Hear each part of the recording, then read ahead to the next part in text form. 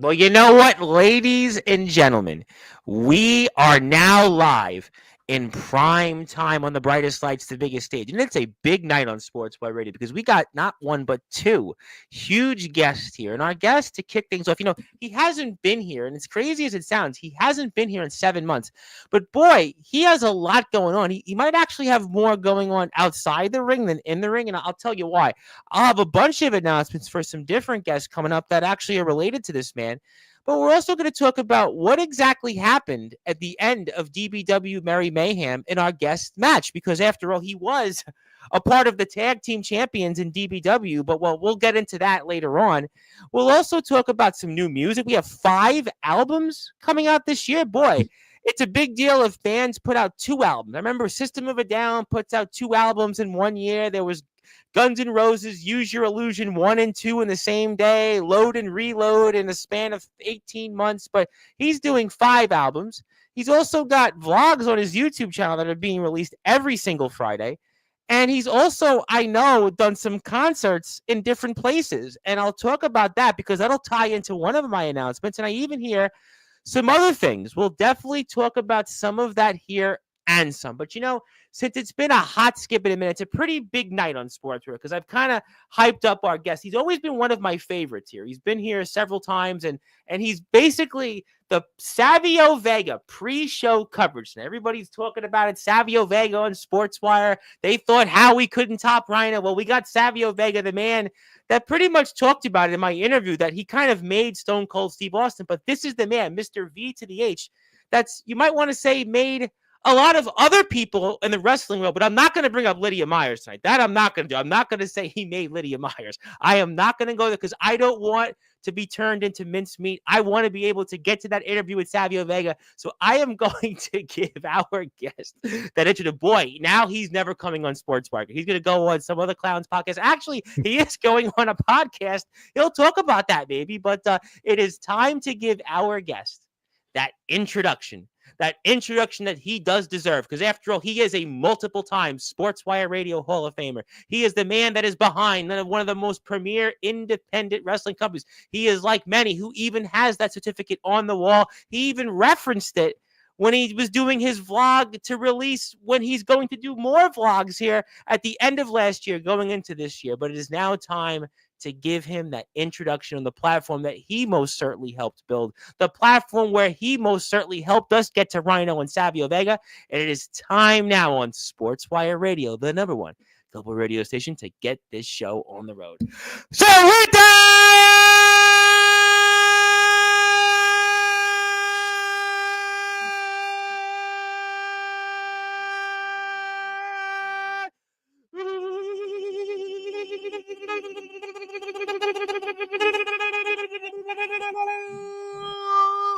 without further ado, here on the Sports Report,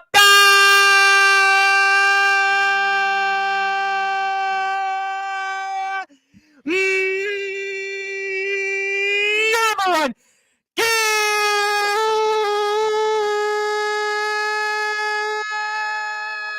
global sports show, one of the premier vloggers around, the man that has been behind one of the premier companies around, and Amplified Wrestling, a man that is a Sportswire Radio Hall of Famer, has done it all, up and down the independent wrestling circuit in the great state of Pennsylvania. And he even, had an NXT tryout in his way. Well, I'm going to get to all of it because his name is, simply put, V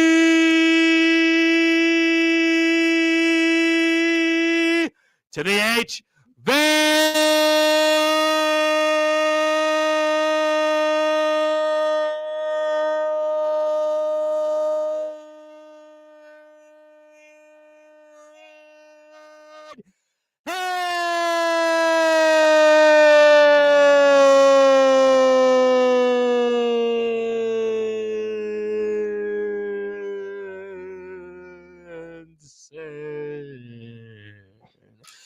my friend, how are we doing? I'm doing great, even better now that you've done that intro. How are you? By the way, since you've been here, I've added the almost like, what do you think about that, by the way? What do you think about that? I think that was absolutely beautiful. I loved it. I think keep doing it. Rhino thought it was intense. Rhino was like, "Wow." He actually said it when he was here last week. He said, "Yo, that was intense." And then, well, the man that's going to be here too is that he had a few things to say about it. He told me a few things off the air about the intro, and you'll see it on the air. But yeah, I'm trying to do different things. I'm trying to ad lib a little bit because I feel like at this point people know the intro, and I got to Yeah. do different things to it. But obviously, I brushed my teeth for it because usually I have the red cup and the big cup, but I'm going to try to almost go cold turkey without a soda or a Mountain Dew, whatever I drink usually. So let's kick things off here. For those that are listening and watching here in prime time on the brightest lights, the biggest stage, the platform you, Van Hanson, most certainly helped build here to the tune of over 1,380 subscribers. Van Hanson, where do we go from here in your wrestling career? That is a good question that's up in the air. I like to say never. Obviously, we saw at DBW, I said my goodbyes to the company.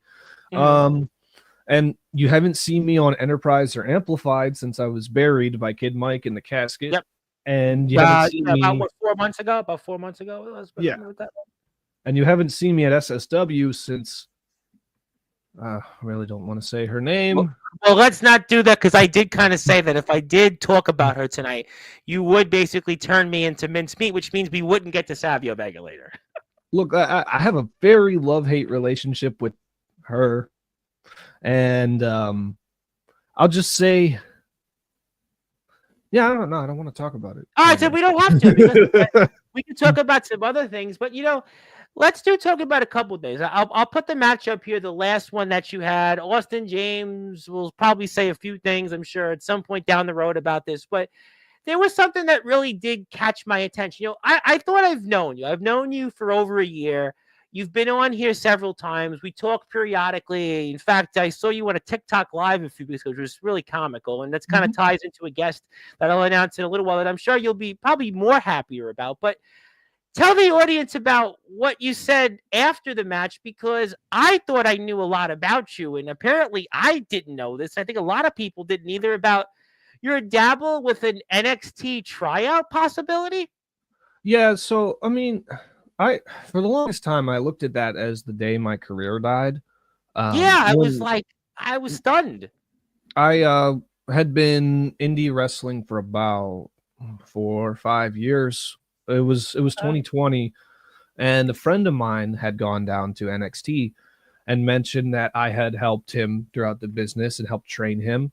And they said to him, "Well, get him an application and we'll talk business and everything." And I'll just say that okay, so it was probably February 2020 because before I remember COVID, my great grandmother had just passed away at 101 years old, and that's yeah. It's 101. I actually know people in my neighborhood that have lived that long. People I've actually helped in my community, believe it or not. Yeah. Wow. Yeah, and that happened, and then the NXT thing happened, and it kind of combined together. And let's just say I did talk to higher ups in NXT about what we were going to do, what my name was even going to be.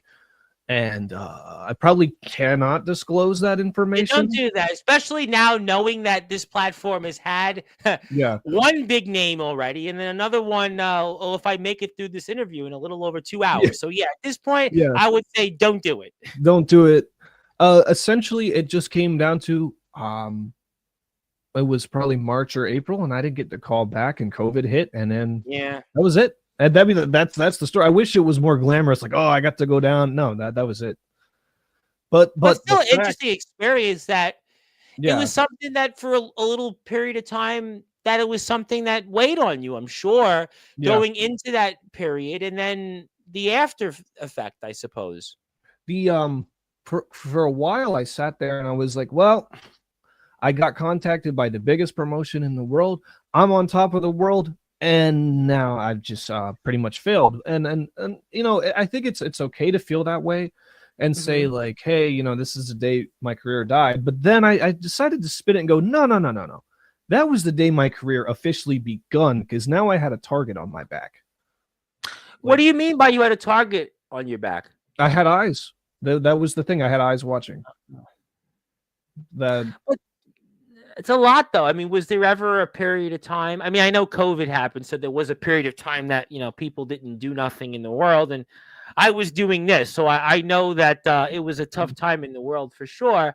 But was there a time, champ, that you said, you know what, I don't even want to not only be in a wrestling, maybe not even watch wrestling at all? Was there ever oh yeah. that thought? Yeah. Oh yeah. There was a time when I distanced myself from the product. The world had shut down, and I was like, well, this isn't for me. And funny story, when I came back to wrestling, COVID was not lifted yet. I was out yard sailing. It was the summer of 2020, and Okay. where I originally trained, my original trainer's house was on the strip that I was yard sailing, and Okay. he had one out, and I stopped by. We were on good terms. The world shut down, and I didn't wrestle anymore, and I didn't want to. And him and I talked, and he was like, "Hey, we're gonna do some tapings. Are you interested in coming back?" And I went, "Yeah. What do you have in mind?" And that's when he said, well, I have this guy named Anton Nathan. We could tag you together. Oh, Anton Nathan, boy. Yeah. Boy, And you're then that's segueing right into what I'll announce in a little while. yeah. And so from that point, it was like NXT, nope.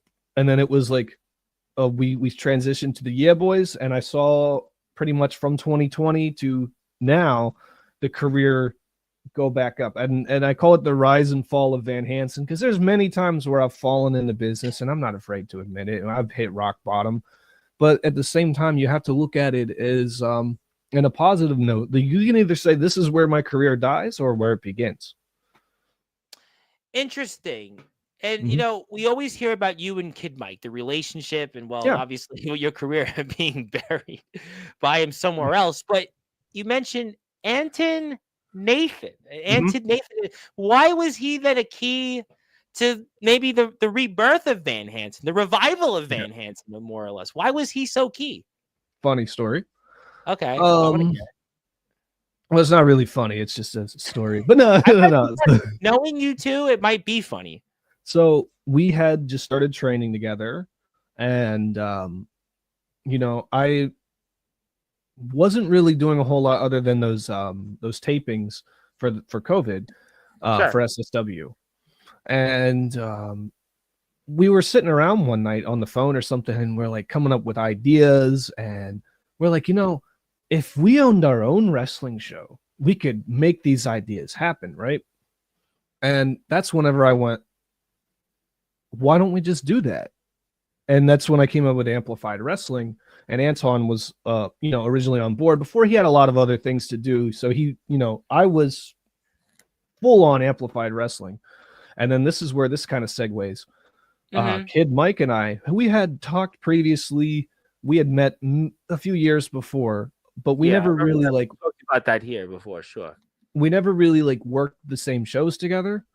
And then he needed a ride to the show, and he was like, hey, if I can meet you halfway to the show, can we ride together? Yeah, cool. And then he's talking, and it says, hey, I'm thinking about starting up this Enterprise Pro Wrestling. What do you think? And I was like, oh, I said, you're coming up with a Fed too, because I just came up with the idea of Amplified Wrestling. And he was like, do you want to do some showcase matches on the show? We call it Enterprise and Amplified. The rest is history from there. I mean, so I want to say Amplified and Enterprise gave me my rebirth in wrestling, because like, had I not met Anton, we would not have talked about coming up with our own Fed, and I would not have combined with Kid Mike, and Anton and I still do business a lot to this day. Well, you do some concerts together in different places and different outside fast food restaurants there. Yeah, and I do want to give a little plug to Mr. V to the H. Although we did it with Big Texas show yesterday, or no, Colton Lee's show. But if you're here for the first time, I do see a few people since your last appearance that haven't been here since your last appearance.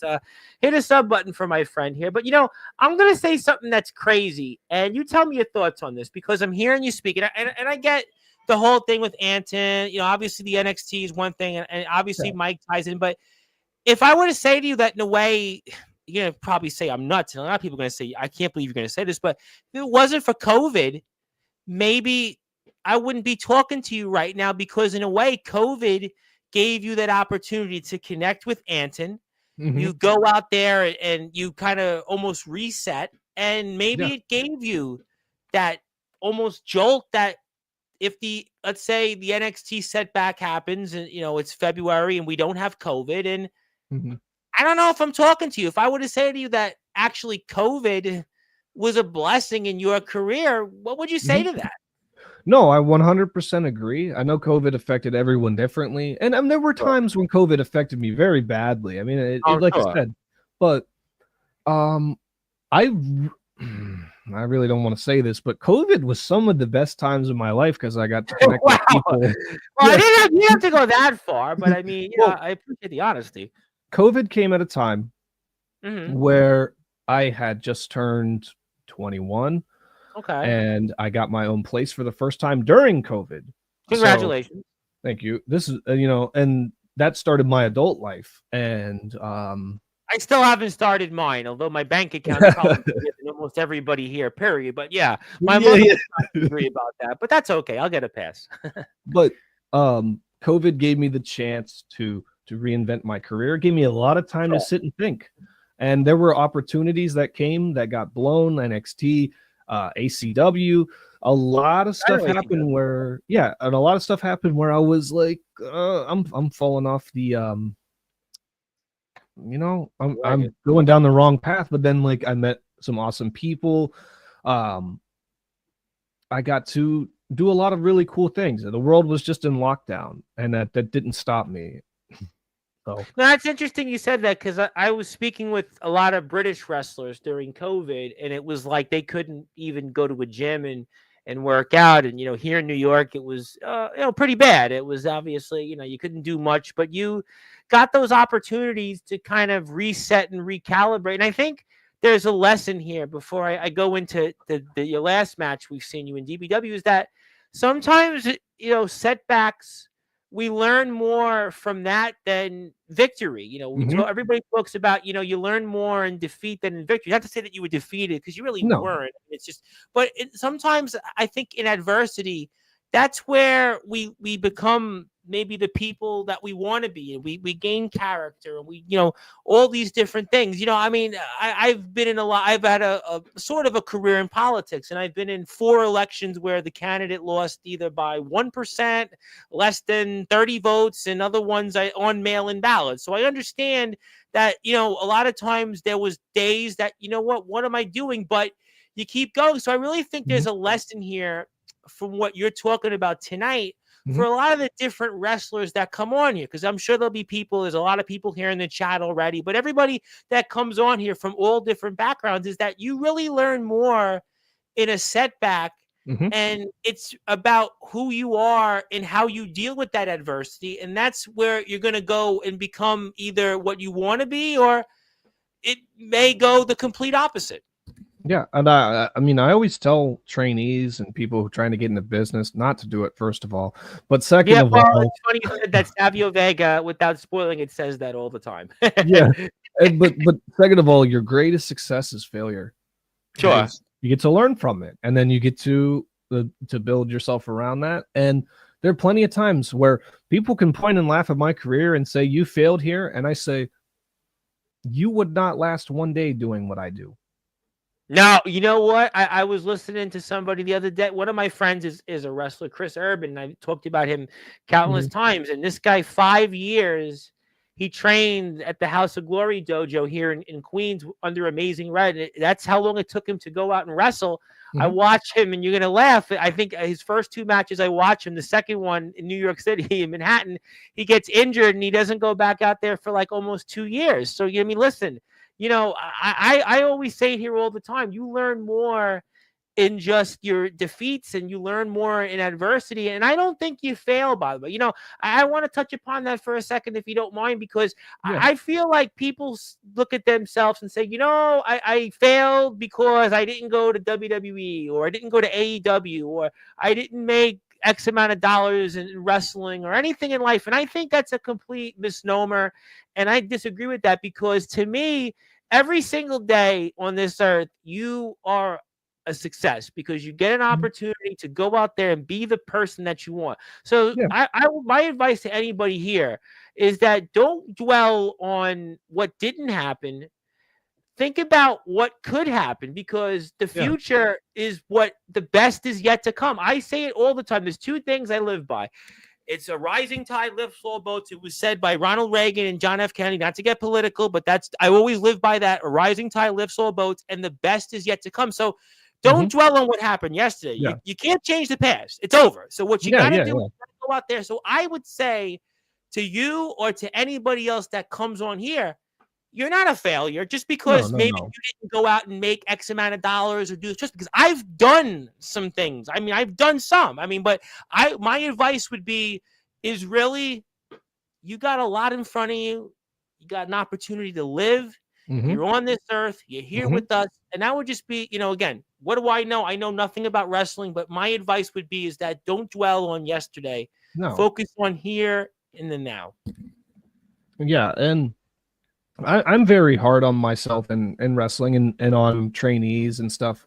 And I know sometimes they don't appreciate it, but there are times where I'm like, I was just on the phone with Ace Christian last night. The man that was here a week and a half ago. Yes.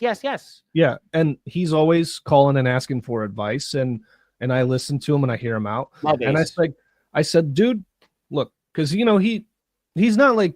I'm not going to say too much, but like we're talking about his career and stuff and what he wants to do. Yep. And my best advice is to people, stop saying when I make, or stop saying if I make it, and replace that with when I make it. Say that in politics a lot. Every time, all the candidates, whether it was this person, that person, it's always, no, it's when I win. It's not if, it's always when. Yep. Always in politics, we've said that. Yep. And this is going to sound a little self-centered, and I don't really care what people think because it's, in my opinion, and again, this is going to contradict itself. In my opinion, it's the truth. What is the one reason you are in the wrestling business for? Yourself. Right. Yeah, obviously. So my big thing is, without getting too heated right now, I know a lot of people will say whatever they want about me or people I know. I'll be honest. The platform since you last came on is much more docile these days. Yeah. Otherwise, Rhino, I don't think Mr. Vega wouldn't have came here. So no, you're good. You're good. Yeah. I say, man, like screw everybody else. Like you are here for you. Now, of course, like you have to, you have to do something. I'm not going to break kayfabe. You are here for yourself. You are here for one reason, and that is you. Do not let anybody tell you otherwise. No, I agree. No, I completely agree. Another thing is, we were the one thing Ace and I were talking about. There are some people that want to be in this business for fun and as a hobby, and that's completely cool. Weekend warriors, they call them. Just the guys that are the weekend warriors. Exactly. And there are some people who take this very seriously. I'm one of those people that take it very seriously, but also like to have a lot of fun. But this is my life. I am in wrestling for life. Once you get it in your veins, you can't get it out. I am a lifer. Okay. I take it very seriously. I love what I do, but in the same reason, the same manner. Sorry, I don't get enough. No, you're good. I'm here for one reason only. I mean, I have friends and family in this business I love very much. Sure. But I am here for one reason only, and that is because I want to do it. I love it, and I will continue doing it. Love it. Love that. I love that motto, and I think that that's a life lesson for people in anything you do, not just wrestling, but, anything. And I always, try to tell people, the best is yet to come and, do it for you. And, now those are some great life lessons. And we are here with Mr. Van Hanson, and do give him a follow on YouTube. And I'm going to make you laugh in a little bit. I will announce Anton when he's coming on here. But so you missed the hair? What? You missed the hair. What do you mean? Well, the last time you were here, you cut your hair, so I was wondering, since your last appearance, you really were like, wow, that was a big curveball. You didn't think I was going to throw that tonight, huh? No. Yeah, I mean, So, how do you like the adjustment from going from long hair to short? I actually think it works on you. It's funny, Ace, who had always like the Beatles look, he cut his yeah. hair, and it took a while for me to adjust. Justin Parsley, who Chase Wakefield knows very well, cut his hair, and he looks totally different. But did you miss the hair? Chase himself cut the hair, but I think he's growing it back. So I think Chase is kind of going back to where he was, but why the change on the hair? I can't believe I'm asking this question on air. Now I'm going to sound like downtown Julie Brown. I'm going to sound like one of these, like, VJs that it was once a thing. But, do you miss the hair? Sometimes. No, You I do? will say when Chase got his hair cut and he came up to me in the locker room, he was expecting me to say some dumb shit to him because we're always like ribbing each other and stuff. But he was expecting me to say something smart, and I looked at him and went, I think it looks better. Really? Okay. Yeah. I mean, I loved having long hair, but it came to a point where it was so much maintenance. Okay. Mm. I will tell you this. I will tell you my hair routine to get it to look how it did took me Okay. at least an hour and 45 minutes a day. And I did not have that time anymore. And I just went, Wow. I'm getting rid of it. Wow. And now, you know what? I mean, well, I guess you could get away with it. At this point, people actually stop me in the street. I seen you out there. I don't. I think at this point, I'm going with what Rhino said. Rhino actually said something that I kind of have dealing with the same issue. Is that if he cuts his hair, if I cut mine and my mutton chops, people are gonna be like, "What?"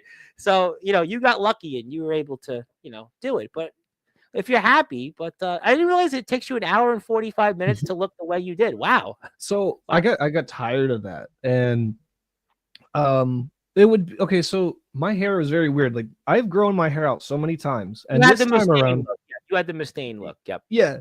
And this time around, my hair, no matter what I did, would just keep getting matted and knotted. And I would brush it out every day. I would put Olaplex in it. I would put conditioner, shampoo, didn't matter. I had to switch over to moisturizer because I have really wavy hair and it's very thick. Okay. So Yeah, I've never, admittedly, for those in the chat, I've never really used moisturizer. I can't do it. Fine. Yeah, I see, but I had to do it in order to get it to look the way it did, and it became so much of a hassle. I don't like hassles, and I don't have the time to deal with it.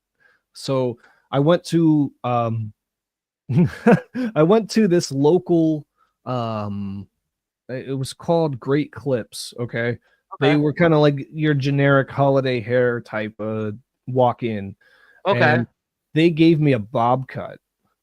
And and they were picking at the hair. They spent a long time cutting it. So I had to call a friend of mine and say, hey, a friend of mine is a barber, and he had a shop a few towns down, but I didn't know that he actually moved his shop to my town. So he was like, I can get you in right away. And then he gave me the haircut because I was like, dude, I have a casket match tomorrow and I can't go out there with a Karen cut. Yeah, I would have looked, at least you had like some hair still. It wasn't like a total like Kevin Nash 2003 when he basically went from, the Fabio look to the crew cut there like Bart Simpson. So I mean, I'll give you that much. So when I came out of the generic the hair cuttery, I'll call it that.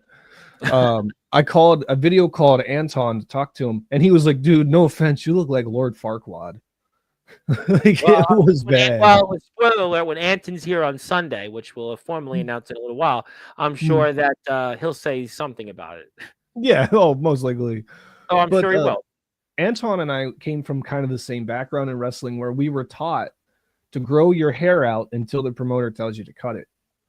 Okay. I didn't know that. That's interesting. Mm-hmm.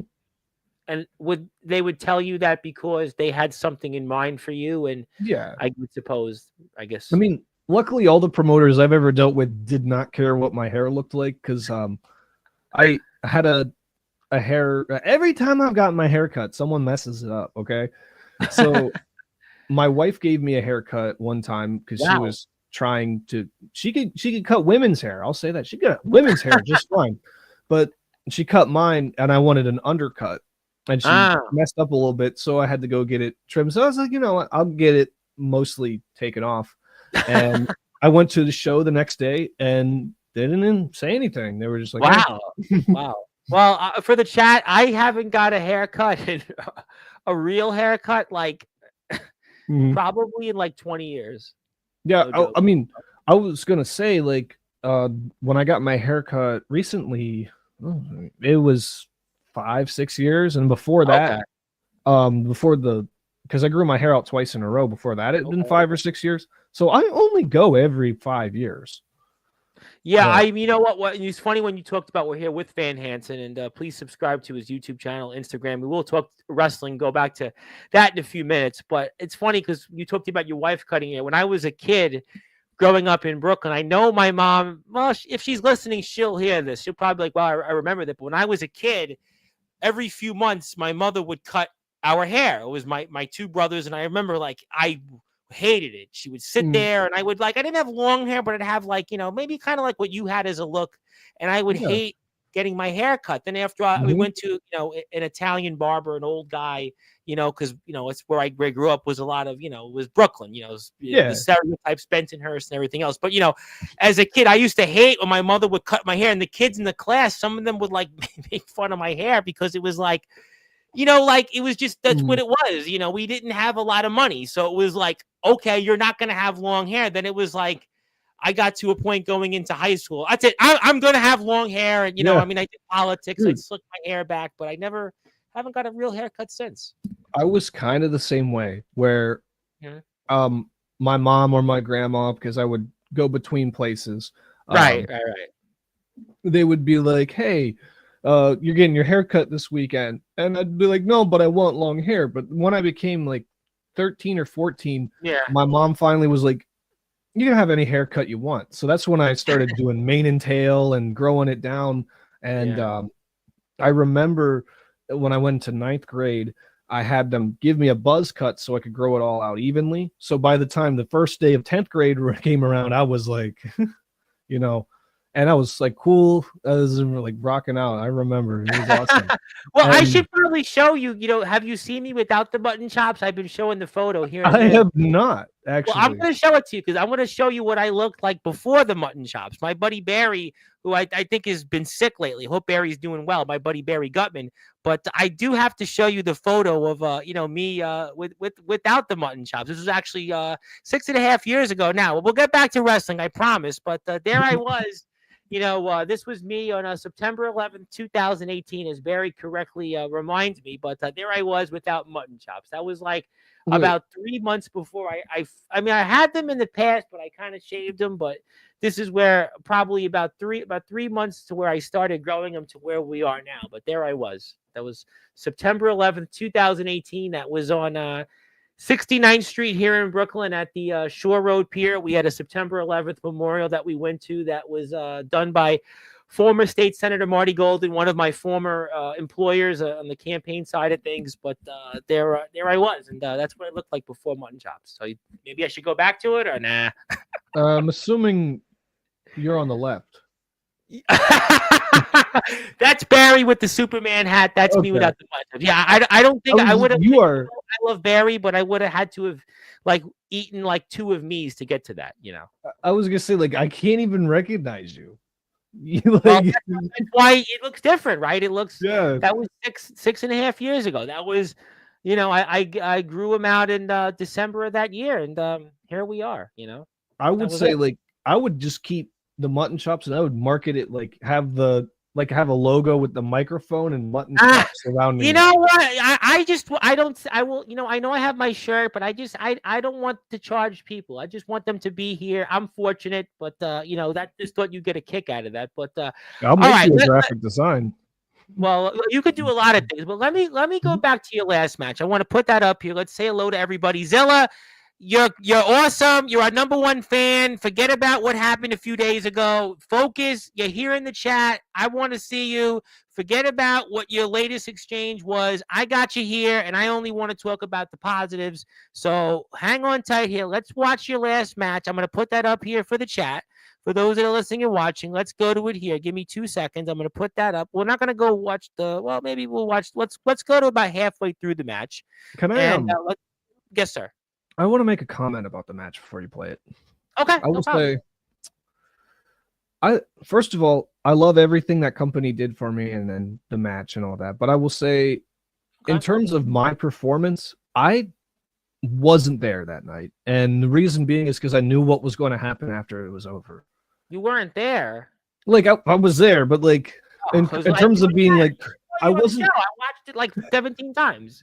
I wasn't there like in full corrupt. Like I was very sad going into the match because I knew that I had to step away for a while after it was over, no matter what the outcome, no matter if we were going to win or not. Because I mean, I thought Austin James and I were going to win. I corrupted ego, Well, after all this time. Austin James, I had him here. I think was it right? I think right before. I think I had him here 2 weeks before this. So he was here because this aired on the 28th. So I had him here like the 9th or something like that. So I mean, I could do that. Kid Mike wants me to watch the casket match. I said, but I want to make it to the Savio Vega interview. But we'll see. And I will get to Kid Mike, and we would love to bring him back on Sportswire. So yeah, we'll figure that off the air. But let me ask you this question. Some guys, when I ask this question, say, no, I haven't watched it. But have you watched this match since it aired? Yes. Yeah. Okay. Yeah. So guys are like. Some guys, I come on here and I'm like, you want to play your match? They're like, no, don't do it. Don't. I'm like, okay. No, I'm very fine with the match. But in terms of my performance, like when I like my interactions with the crowd, like I was not mentally ready to step away from the ring. Okay. I mean, I look, I mean, it's, it's a difficult thing. It's a heavy wears the crown. I mean, obviously, but okay, let me put it on the screen. We're going to put it up for the audience. And before I do anything else, please follow DBW on their YouTube channel. We were talking about you quite a bit last night was yesterday afternoon with Mr. Big Tech. So we'll go put it back about right. Let's go right about here. All right. So we'll go here, put this on the big screen. And ironically enough, you're wrestling the guest that I had on a few weeks prior to this in the Brooklyn Prodigies, and things, I guess, get screwy. But obviously you're here. And so you said, you just told me now that you're almost not there in this match. It reminds me, there's a guy, the Tribal Cheese, that comes on here, big supporter of mine, great guy, coming on to Sportswire Radio in a few weeks, and he wrestles a match, I would say now about 9 months ago. And going into the match, it was like he knew that, something was going to happen. He had a mental health breakdown, and, it's almost like it took him a while to watch it. So when you're out here and you're going through this, I mean, how does that impact your performance? Just knowing you're mentally not there? Because I think in wrestling, you got to be so mentally just focused, right? Usually I'm all in it. I put 100% in it. I will say, like, when it comes to like the athleticism, the moves, what we were doing, I gave it my all. But at the same time, like, I just could not get into, I'm going to break kayfabe. I could not get into character because I knew what was going to happen. Like, I'm doing like minor things, but all that's on my mind is I'm leaving after this is over. And I also really wanted to give the Prodigies a good match because I knew that once they came out, this was their return to DBW. They spoke about that. I had them here a few weeks prior to this. They talked about their return to DBW, and they were looking forward to coming back. You want to hear something crazy, though? Well, sure. So we have the Amplified Tag Team Champions, the Brooklyn Prodigies. If you notice, the referee is one of Michael and I's trainees. That is High Tide John Boy Davis, current Enterprise Tag Team champion. I see the reference. Yes. Yes. And then like this match is kind of cool because we kind of have members of all different tag teams going on. You have the Corrupted, you have Ego, Brooklyn Prodigies, and then the Dudes. Yeah, I mean it's. And then back there you got the Heretics and Chaos Conspiracy. Well, and obviously. It's a tag team conspiracy. Well, Colt Lee spoke a lot about that, and that's no longer. But I mean, what's it like in this match since you're not there, though, teaming with somebody that you haven't really teamed before with? That's like kind of wild in a sense, don't you think? In Austin James, what's that like?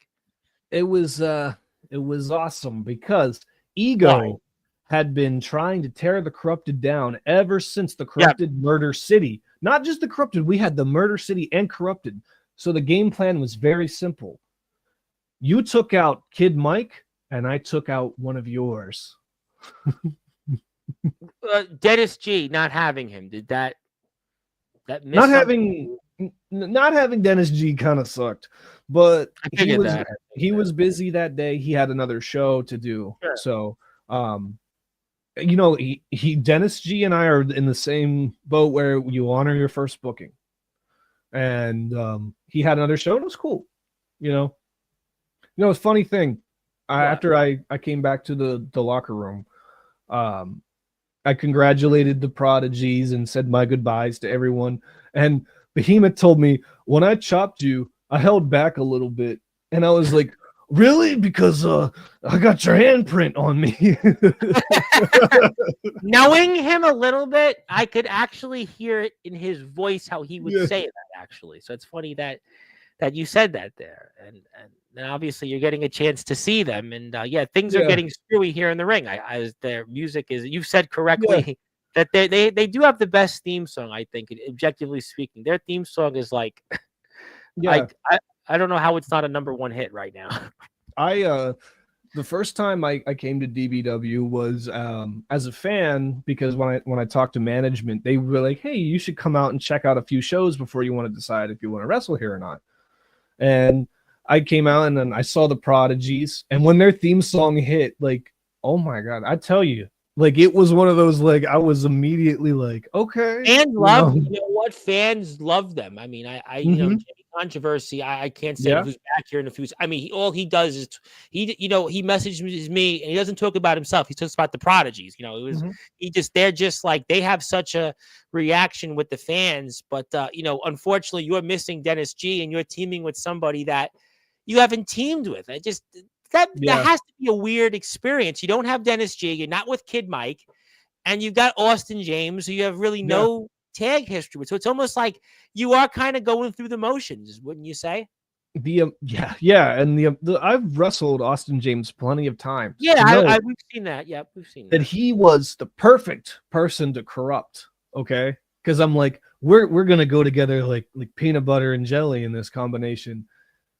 But as you can see, it's not there.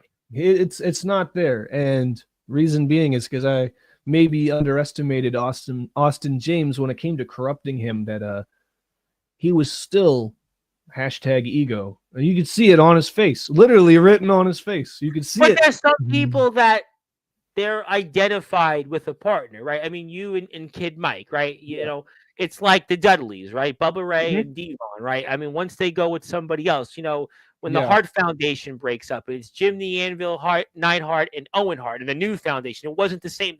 You had the new Rockers. I mean, there's a certain almost, I feel like you could never have replaced Kid Mike. Never have replaced him. No, and behind the scenes, Kid Mike and I are best friends, and we go together so well. We have great chemistry. We've only wrestled each other one time. Okay. Now, like, we've had like training exchanges and stuff, and maybe like when I was tagging with Wes Schmuckley, Wes wrestled Kid Mike and I managed Wes, and that was the first time I got hit by the sister Abigail from Kid Mike. But he's still my best friend. At the end of the day, business is business and personal is personal. And then well, my condolences here, because unfortunately you just lost the match. So we're very sorry. This was not the Christmas gift you would have wanted at Merry Mayhem. Just really, we're sorry about that. And after we had just introduced the corrupted tag titles, look at that. We brought out our own blackstrap titles, and then they just took them away from us. Maybe that was the whole point. Maybe you should just kept the titles the way they were, and things wouldn't have got screwy, and those prodigies wouldn't have, won the belts, and they won them, But it's what it is. What? Being an Amplified management and seeing the Amplified tag team champions here, and I'm not going to pull anything screwy. I'm not going to get goofy. Okay, I'm going to say this, and if the prodigies are listening, I hope they are. Behemoth and Ray Louie, how would you two like to defend those against the current Enterprise champions, the Dudes, and another team? Another team and the dudes? Wait, Interesting. I got one even better. I was Yeah? gonna say I'll let them choose the team, but I got someone the Prodigies have never wrestled before that would be very exciting for this. Wow. Wow. Well, I'll just Well, say, Prodigies, welcome to Riot City. well, everything can be changed, Brooklyn. But then this here, to add further insult to injury, here. Austin James. You know what? Silas Walker, don't worry. He's gonna get his hands on Austin James coming up here very soon. There's no question about that. But I mean, this was just further No, insult to injury here, sir. Austin James was in his right. Okay, Why? I'll give him that. that. After losing my career, it dawned on me that the biggest enemy that I had been chasing in my whole wrestling career, my whole tenure, was not ego, was not Kid Mike, was not Lydia Myers. It was myself. Yourself, really? That's fascinating. But I do want to put this up for the audience because this is important. I want to play it and give people a chance to hear it.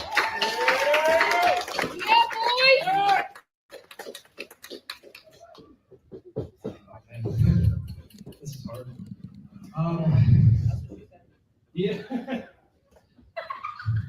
I want to thank you guys for allowing me to perform for you here at TBW for the last year and a half, 2 years I've been here. You welcomed me with open arms. I'm very grateful for this fun opportunity. In fact, I was supposed to be on another show more this year, and I chose these dates over that because I felt like this was a more family-oriented, fun experience through wrestling. I'm very grateful I could be here. Been a fan since 2017.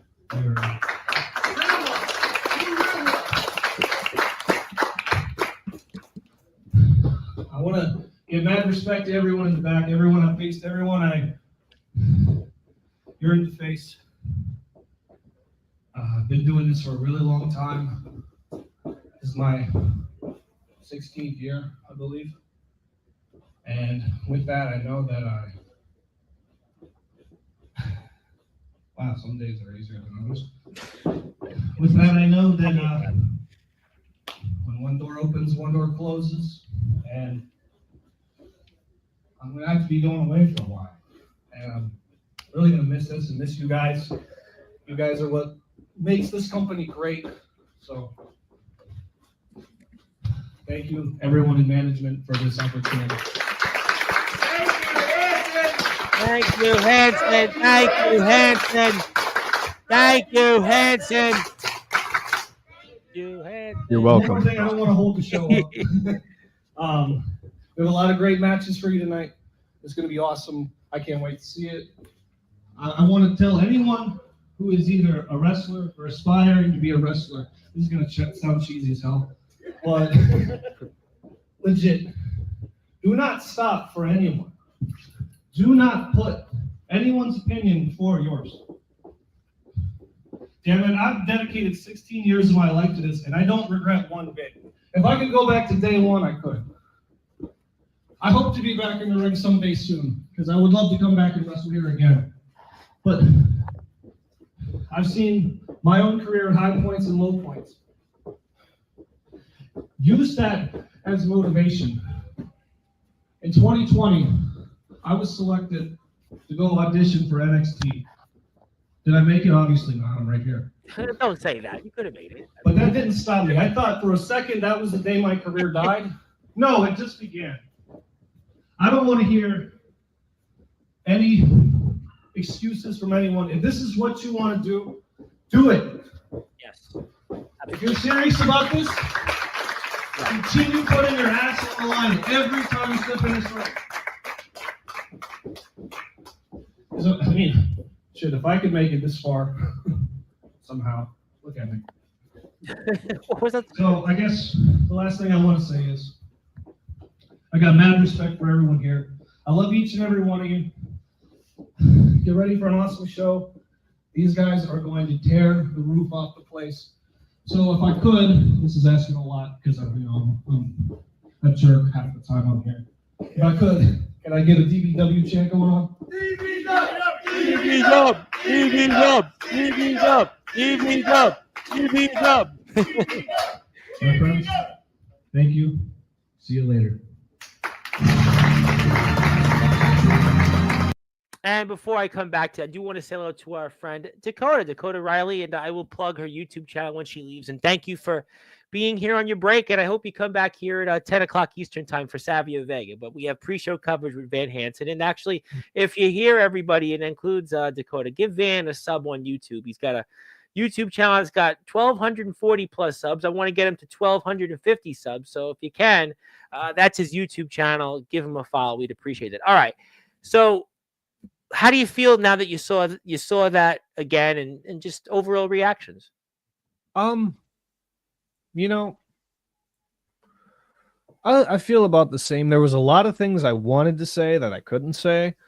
I remember. Yeah, I would say at this point now, don't do that. I keep reminding Anthony Steele on Sunday shows, don't do it. Don't do it. We're now telling wrestlers because we had now the big name. Now the big names are here. We don't do it. You might have been able to do it one time, not now.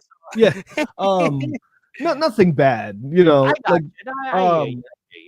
I remember before the match, I talked to Mr. Judgment. Okay. And he said, you know, he was thanking me for everything that I had done for DBW, and I was thanking him for everything he's done for my companies as well, because I do. Mr. Judgment. He's a champion. He was. Yeah. He was. And we talked, and he said, I want to give you a segment after the match. I'm going to have them bring you a microphone, and I want you to say your goodbyes and all that. And I was like, that's cool. Just don't air it. Oh, well, it was aired. I don't care. You know, it's nothing that I wouldn't say. Whatever. But I remember right before they handed me the microphone, they were like, try your best not to swear. Because I was going to just start tirade. I was in the emotions, okay? And I was holding back, and my biggest thing is to the DBW roster, to anyone watching, if you want to be a wrestler, just go train and do it. The only thing that's holding you back, unless you physically or mentally can't, the only thing that's holding you back is yourself. Yep. And I agree. I think anything in life. I remember my dad growing up as a kid, it was basketball, right? Mhm. And he just, you got to go and practice, right? He would give you, I remember having a basketball. I tell this story sometimes on Sportswire. It was a double basketball. I remember it was, one summer he would call me from his job. And he would call me just to talk to me. And I was like, all right. And he was like, are you dribbling the basketball? And I'm like, yes. It was like, it wasn't that I was going to be Michael Jordan or LeBron James. It was I had to go out and do it. And I think what you're saying is kind of in a way, if you want to be a wrestler, I see some people here in the chat, like Dakota's doing some training, some other people, just go out and do it. Otherwise, you're an armchair quarterback and you're never going to go anywhere. And my biggest thing is I see a lot of guys, like I said, that have so much potential, and they do. Maybe they want to do it just for fun, and I get it. And I've talked to many, and they're like, "Man, I really just am here to have fun," and it's like, "That's great, that's cool." And then other guys are like, "I'm serious, I want to go to the top," and it's like, "Okay, cool, I got." You mentioned Ace. I mean, Ace is just. I mean, he's been training, and you and Mike. Ace is going places. He's a special young man. I'll tell you that much. And I talk to guys and that they want to do it for fun. And then some will say, I'm serious about this. I want to get as far as I can. I say, I got a training center and I run a show. Okay. And then I'm met with, and then that's where I get very mad, because I'm like, excuses will kill you in this business. And this is a very, very cutthroat business that's always evolving. Dog world. It's a dog world, And, it's a dog world. And I was telling, Ace the other night on the phone, I was like, think of it as a ladder, okay? And you are currently climbing that ladder, okay? You have to be very, very careful, because on your way up, you could slip and fall, but you got to keep climbing. And in the same right, and I will say this, and this is kind of relevant, but it's the greatest piece of advice I was ever given in pro wrestling. Go for it. It is... You may climb the ladder. All the people that you piss off on the way up the ladder are all the asses you kiss on the way back down. Yeah, it's. I hate to say it, we're here with Mr. Van Hansen, Mr. V to the H, the owner of Amplified Wrestling, and of course his YouTube channel, which is a pretty good channel. I hate to keep saying it, and I said this in the interview with Rhino. It's like the same thing in politics. It's literally Mhm. the same. It's the same things I've experienced. What people say, I mean, it's crazy. It's just I don't know. I mean, not to say it's the same thing, but the same analogies are proven so. And you definitely, we're happy to have you here. And Mhm. let's get to the chat. I want to make some announcements, Oh, talk about some different things. There's one more thing we want to say. one more thing, and I've said Yes. this to guys because I can be kind of a jerk when it comes to this, because like running my own shows, because I'm very passionate about it, and I don't try to be mean to anyone. But when I get met with excuses and stuff, I'm kind of like, okay, here's how we're going to do it. I'll have guys show up to my shows and they'll say, I want to work, and it's like, okay, cool. What have you done in the business, like, so I can know like where to put you on the show and all that. And I need proof. It's a very long process of booking. And if you show up and you're like, oh well, I'm this guy that goes here and flops around, and I don't have any experience and I suck, I'm going to say to you, I have the perfect position for you tonight. It's behind the barricade. Buy a ticket. And then Well, I'll tell. I'll buy a ticket for you. That's what I'm gonna do. No, but I'm like, here's the thing. Like, if you are serious about this, then just do it. Like, I'm like, I Yeah. feel like I'm the Shia LaBeouf meme. I'm very passionate about this. This is my life, right? Absolutely. And I'm like, if you just want to have fun, go have fun. Be a weekend warrior. It's fine. Just be a Sure. hobbyist. It's cool. No one, Sure. do what you think is best in the business, first of all. Right. But second of all, if you're going to claim that you want to do all these things and you don't want to put the work in and you don't Yeah. want to put the time in and you just want to be a mark for yourself, the best place for you in wrestling is with a ticket in your hand and a can of soda in the front row. Yeah, well, that's where I'm going. That's why I'm donating a ticket to the next show, and you'll talk about that. So that's great stuff. Yeah, all great stuff. Let's get to the people. They want to talk to Yeah. you. Let's Zilla would like to say hi to Van Hansen. She loves, likes, and respects and appreciates Van Hey, Hansen. thank you. She Thank does. you. She really does. Thank you for saying hello. Speaking of people that would like to say hello, there he is, and I'm going to get Best to him. friend. Yeah, well, and we love having him here. We'll get him back on very soon. And my buddy, Mr. Ed Pizzo. Ed is a good friend of mine. He's a businessman who's trying something very different. Let me give that a nice little plug. Okay. He wants to do a thing called Dually, where he basically wants to have wrestlers challenge themselves on his website. Check it out. Thank you, Ed. Okay. Ed is trying. He's put a lot of resources, a lot of time into this, and he might break big. He might be our next Tony Khan and Dixie Carter, and the guy that you might have said is Vince McMahon before Janelle Graham. But Ed is here. He loves being on Sportswire. We love having him. So thank you, Ed. Thank you for your support. And Very cool. Ed definitely is enjoying the interview, which I'm very happy about. He actually asked me. He was like, "Who was on tonight?" And I was telling him you, and then I was like Savio Vega. He's like, "I'm going to be here for both." I'm like, "Well, Okay. good." He was happy. He was happy. So that was great. She's not okay. I see why. Speaking of people, now, all right, this is where, now I know your wrestling career is to be determined. Now, this guy, Chase Wakefield, has definitely been making a name for himself on Sportswire his last several appearances. He's been generating a lot of turnouts, people coming on and talking with him, but you know him very well. You live practically minutes away from him. You know him outside of the wrestling world, but he has this Chase Wakefield Wedding Invitational. And I'm kind of curious on this, Mr. Hansen, because you obviously know Mr. Wakefield probably better than most people in the world altogether. And I don't really see anything with your name on there. I see nothing or any sorts of you. I know your wrestling career is to be determined, but I was just wondering, what do you think about this and Chase Wakefield's attempts to have the greatest wrestling super show in history? And basically every show he's on Sportswire basically deal with the wraths of everybody that comes on my platform. He's actually turning now into a John Wick movie. Like, remember the John Wick poster where he's got like all the weapons near? That's what he's turning into. I mean, what do you think of all this? So in a business sense, I will say I talked to Chase Wakefield before the invitational was when it was more so just a concept. Okay. Yeah. Because Mike Kid Mike and I own a ring, so he came to us to potentially like rent the ring out for the show, and he was telling me about it. And he told me when, and I said, well, by that time, I'm not going to be wrestling anymore. Well, I didn't know that. All I knew was I had to take a break, and I can just discuss that later. But he invited me to come to it, so I'm going. Are you going? All right. Well, you're going. Yeah. All right. I got my answer. I was going to be like, oh, you're not going at all. All right. So No. I'd love to go and support Chase and his fiance. I think they're both wonderful people. I say that because I've beaten Chase Wakefield once, one time. This platform right now that want to beat him up. Chase and I. Well, okay. So I have a different appreciation for Chase Wakefield. One, because I used to work with him. Yeah, he mentioned it, and I think you've talked about it here anyway. And he's talked about it here on this platform. Yeah, So I already know. We were both wrestlers, but never worked the same shows. Of course, talked about you guys were in the same town over, and you ran into each other. Yeah, I remember. So I have more of a appreciation for Chase Wakefield because I've seen him outside of the business. Now, like I said, business is business. I understand where he's coming from. I was once in that mindset.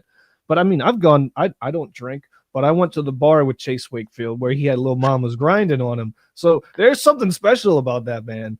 Oh, okay. Well, you know what? God bless him. I mean, look, but he's not doing that anymore because Janie came into the picture. Yeah. No, not that was way before. I figured that. It'd be weird if Janie was in the picture. I think Janie would not be marrying him. I think Janie would be marrying Silas Walker because Silas Walker continues to just go on a tirade about Mr. Wakefield. But go ahead. So funny thing, whenever because I've done business with Chase, bringing him into Amplified, when we had the Don's March, and before Silas Walker had changed his name, yes, and he was just Corey Graves. I remember Chase was pretty much like the spokesperson for the Don's March because he's the one with the money, so he's the mouth because he got the money. He came to me with like their theme song, their logos, their graphics, everything I needed for the show pretty much for production. And he tells me, "Oh, Corey's going by the name Slyus Welka now." And that's what I was trying to get him to tell you. I was like, tell him about Slyus, So, oh man, Castelli goes, Slyus, and then I could see Brandon saying that actually. And Corey goes, no, it's Silas Walker. And so, just to be funny, I made when I was doing the alumni page on Amplified. Nice. That's like one of my favorite things to do with the company is all the alumni photos. I made one that said Slyus Welka instead. And I was this close to uploading. I was like, no, I'm not going to embarrass him publicly, but it was very funny. And from that point on, I just started calling, I keep wanting to call him Corey Graves. He's not Corey Graves. He's really mad on Sportzwire when it gets mentioned as Corey Graves. So he's become he's become a regular here, actually. Yeah, so. But when I see him, I'll be like, "What's up, Slyus?"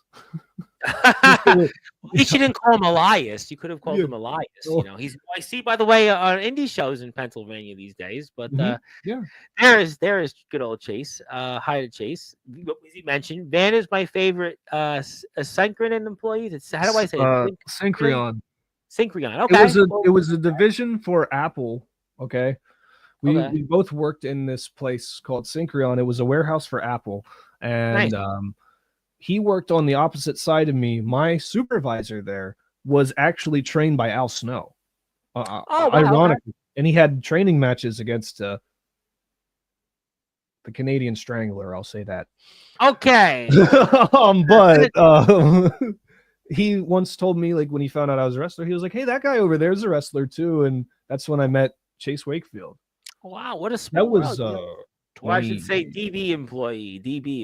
Thank you, yeah, we worked at another Apple division called DB Shanker together too with SSW alumni Nick Kodiak. Okay, wow. Boy, everything, wrestling's a small world. I still remember when I reunited with Van Hansen at Kings and Queens, Yep. and which led him to come into DBW and Kings and Queens magazine, a hell of a magazine on Facebook there. And I wish Yeah. I still had my match against Doken. And Yeah. there Yeah. you go. Doken's retired, but Yeah, we spoke about this on prior shows. Yep. you're gonna see him February 22nd when he inducts Titan into the EPWAW Hall of Fame. Well, I'll tell you what, you got a show February 22nd. I will Mhm. donate a ticket to February 22nd. Just Oh, remind thank me, you. send me, you have an Eventbrite page this year? Are you doing Eventbrite? I'm going. We're probably going to. Yeah. All right. Well, whenever I'm you just do something, send it to me, and I will donate a ticket. So I'm just getting all and the. you know what? We'll bring Mike on, and we'll talk about the show. How about that? Okay. Yeah, we're just getting the production stuff set up right now. Let me It's know. and almost done.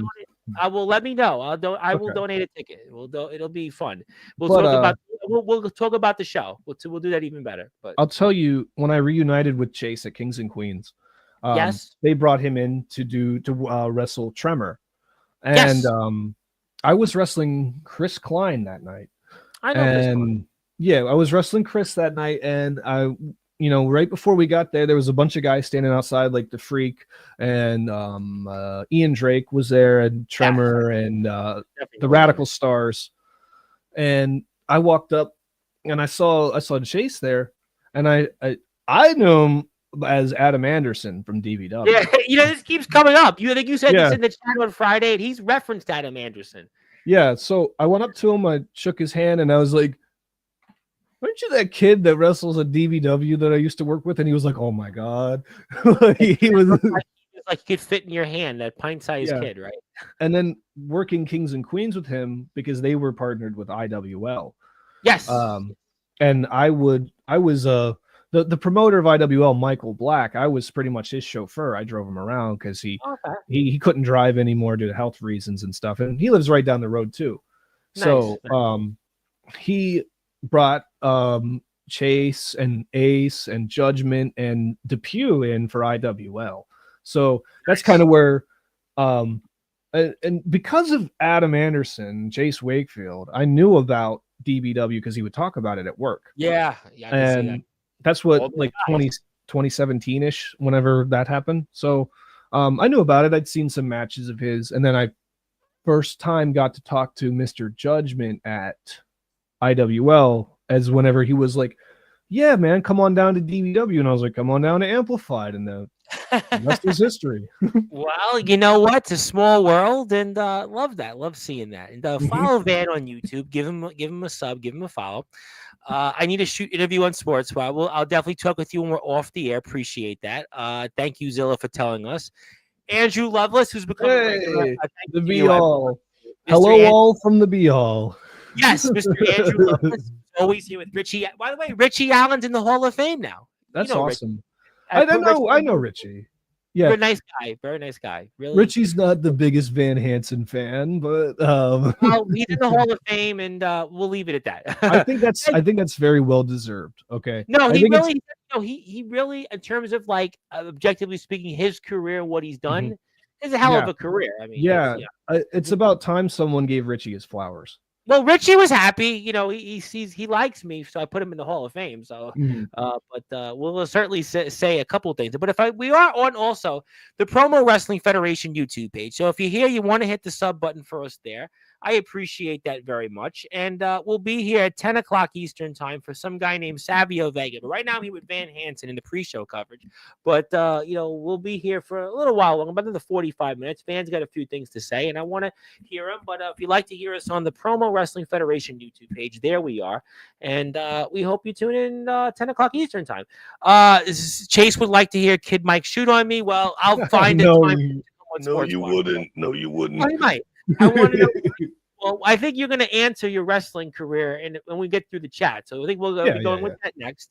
And while I have a chance, by the way, Sunday night, 9 o'clock Eastern time, the man that you might want to say you've toured the world with, played some shows with, Anton Nathan is live on Sportswire Radio. Mr. Anton Nathan is here. He's going to be here. He's going to talk about his journey. He's going to talk about a number of different things. And he's going to be here live in prime time on the brightest lights, the biggest stage. And Give him a follow on Instagram. He's got a lot to say. I'm really excited about this guy. I actually, even though I think we knew each other, I think we were friends on Facebook. I think it was kind of the basically, oh, I've seen you, you've seen me, but you're going to get a chance to hear him. We're going to talk about his journey and everything else that he's up to. And do me a favor, go give this guy a follow. Check him out. Really cool guy, and I'm looking forward to him. I'm really, really excited about this interview. Maybe he'll take over for me on Sportswire, but there he is. Your, I guess sometimes bandmate, you might want to say, fellow bandmate, Anton Nathan. But there you go. Give him a follow. And there's Vans on YouTube.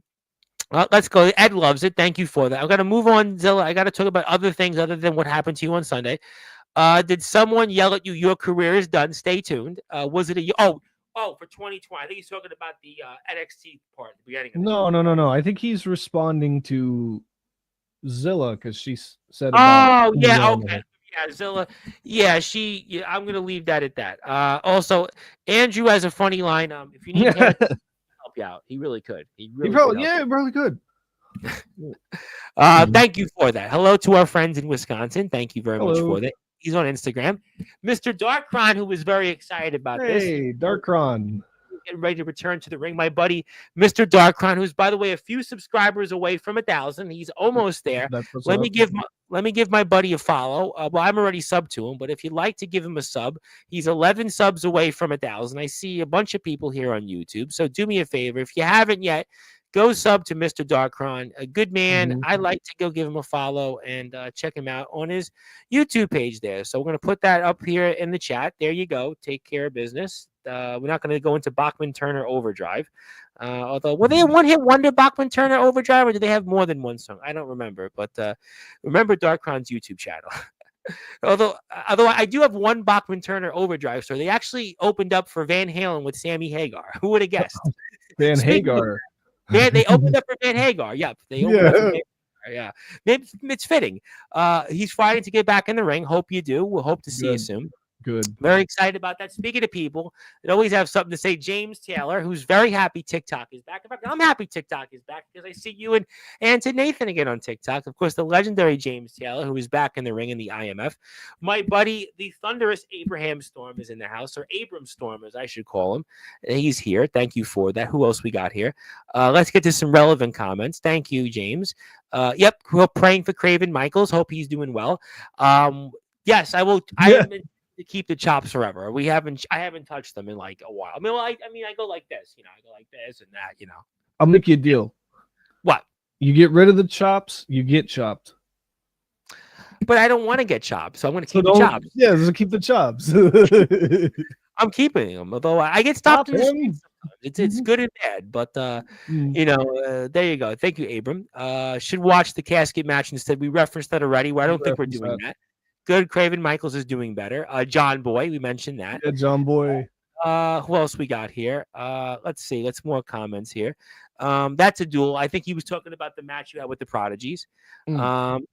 Good point. And I agree with this. Zilla, forget about this. You want to go to an indie show, and Amplified Wrestling and Enterprise are February 22nd. And that's, last I checked, just over a month away from now. So that might be a place. And I'm donating one ticket. So if you'd like to go, you're out there in the area, I will donate a ticket. Just tell me when, and maybe we'll bring you back for the show to talk about it. If you want to do that, you want to do it that week. Maybe if you want to come back with Mike, if that's something you want, we could do that. I'm available. Okay, let's go for that. Van Hanson, you are very talented and come back stronger. Never give up. Well, he's definitely strong. He looks good. I mean, thank you, Dakota. We spoke about Dakota. Thank you. Get subscribed to Dakota. Who else we got here? She works till 12. All right, we'll check it out later. Thank you for subbing. My buddy, the evil angel Judas from the great state of Ohio, would like to say hello. Good to see Judas, my buddy. We just subscribed. My buddy, Luke Whalen, and the legend. I got to give Luke a big plug. He is the guy that's my biggest interview on YouTube. He was a wrestler once upon a time. He trained by some guy, Dean Olmark. Probably heard of Dean Olmark.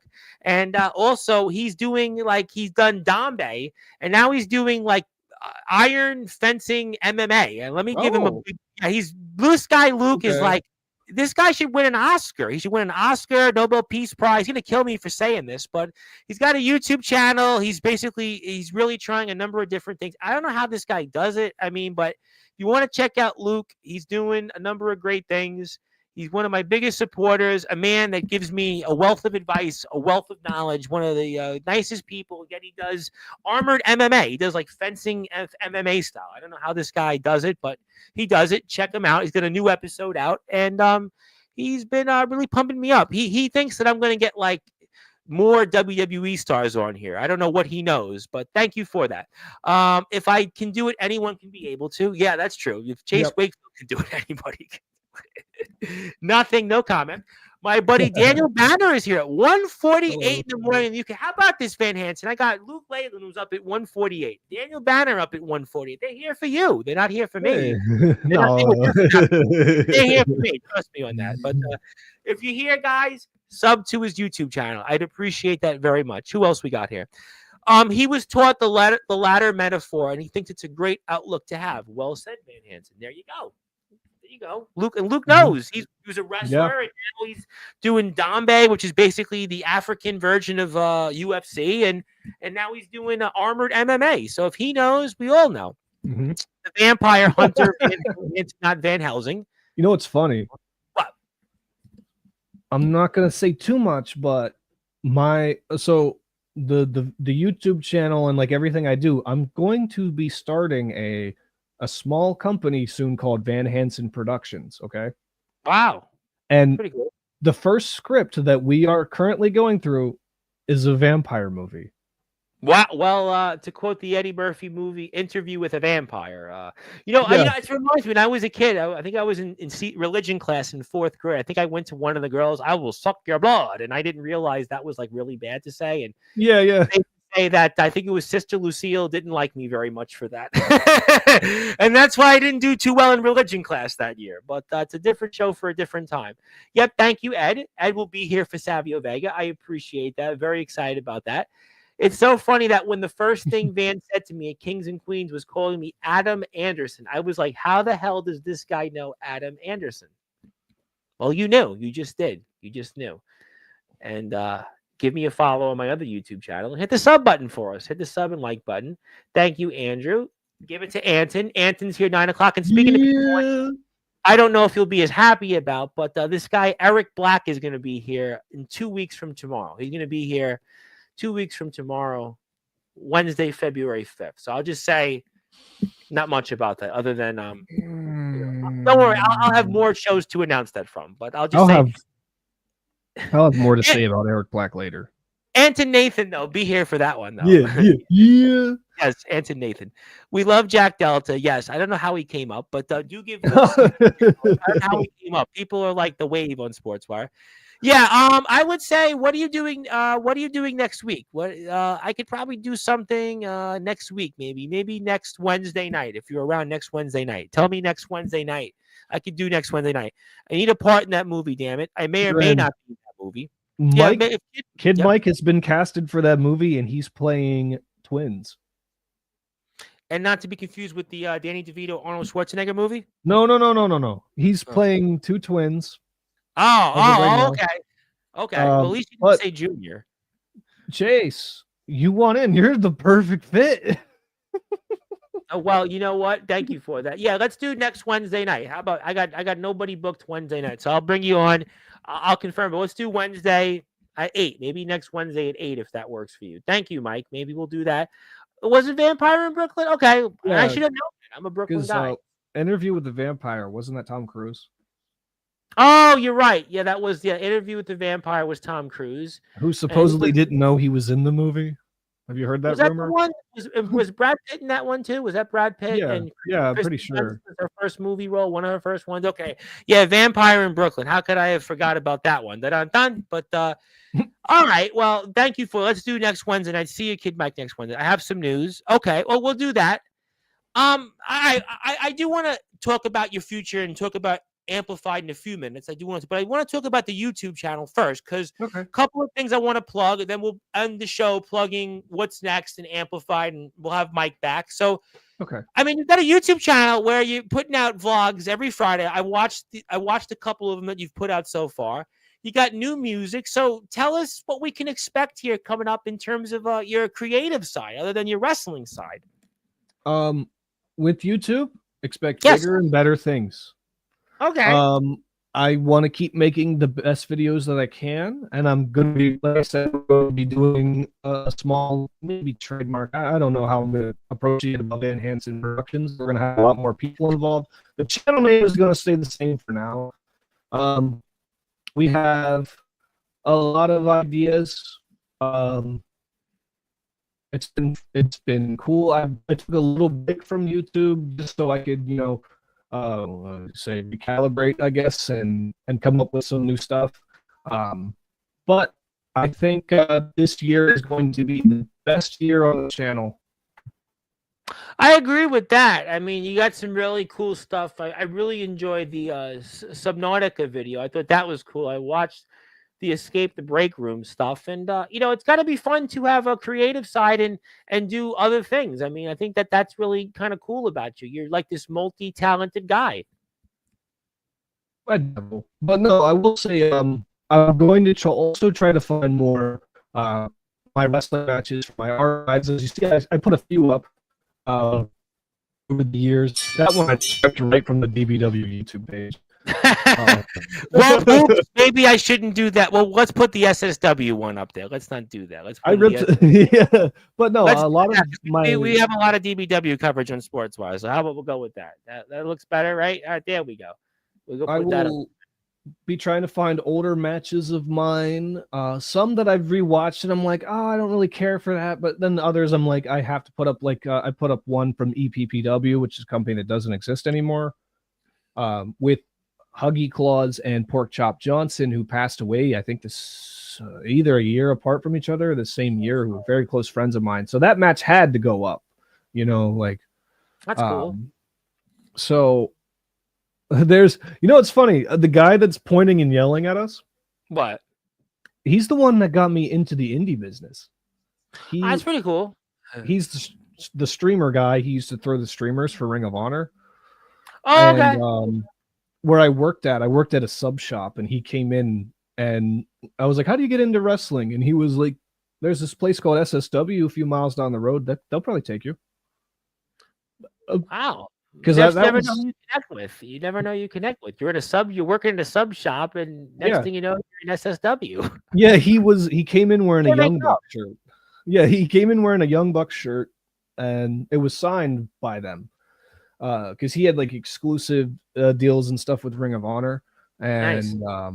That's because I was looking so bad for the transition from backyard to indie, and I was having no luck, and then they just ran into him, and I always thank him for the career when I see him and stuff. He's a very cool guy. He loves to heckle me though, but he has a right. Don't worry, I'm still trying to transition from interview to interview, so don't feel too. He the one show I was I got like clotheslined or something, and I rolled out of the ring, and he looked at me and went, "You should go back to making subs." I could use this sub when we're off the air. I mean, hopefully you make a good sub. I always did appreciate the sandwich makers. I tip the sandwich makers, by the way. So the people know in the chat, I take care of my food vendors and food makers. Oh, but, yes.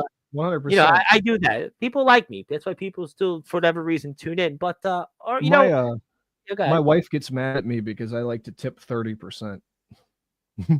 I mean, you know what? My dad always was the philosophy that you took care of the waiter, or whoever was the server, because he always, that was his motto. So if the meal was $15, you gave like $20, a $5 tip, or whatever. If it was $30, you gave like $10, $8, whatever it was. So I totally understand that. What's weird is, you got Kid Mike managing me, but you also have Robert Wright. And Robert Wright's been a good friend of mine too the whole time I've been in this. I've made him a sub at that shop too. Did he like the sub? I don't want to know about his wrestling. Did he like the sub at least? He liked the sub, yeah.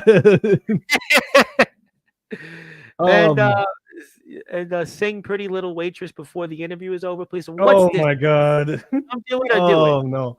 Okay, so I was in a band with Kid Mike a few years ago, and we were coming up with like really ridiculous songs. Kid Mike was learning how to play the drums, and I was playing like bass and guitar. And another friend of ours at the time was also helping out. And we had an experience with one of my one of our friends where we went to this restaurant, and my friend kept saying, "Look at that pretty little waitress," and like my friend was very shy, so he didn't know how to talk to her.